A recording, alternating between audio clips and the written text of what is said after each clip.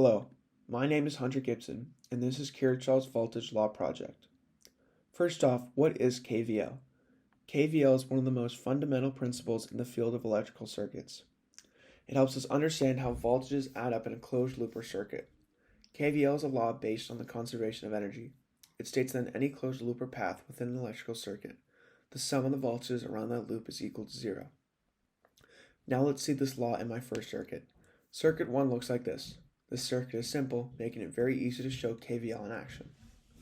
Circuit 1 has a 9-volt power source, a 1K ohm fixed resistor, a 470 ohm fixed resistor, and a 2.2K ohm fixed resistor. First off, let's measure the voltage at each resistor. Here's the 470 ohm resistor, which can be measured at 1.193 volts, the 1K ohm resistor, which can be measured at 2.533 volts, and finally the 2.2K resistor, which can be measured at 5.48 volts.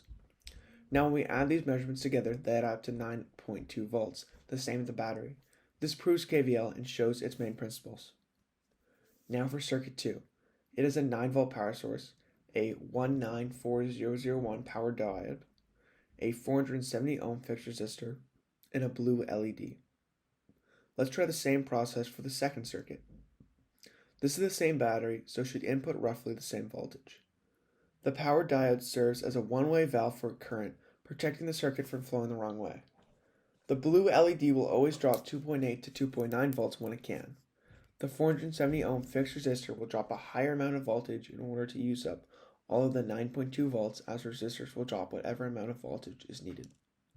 The voltage drops at each component are as follows: 0.723 volts for the power diode, 5.61 volts for the 470 ohm fixed resistor, and 2.87 volts for the blue LED.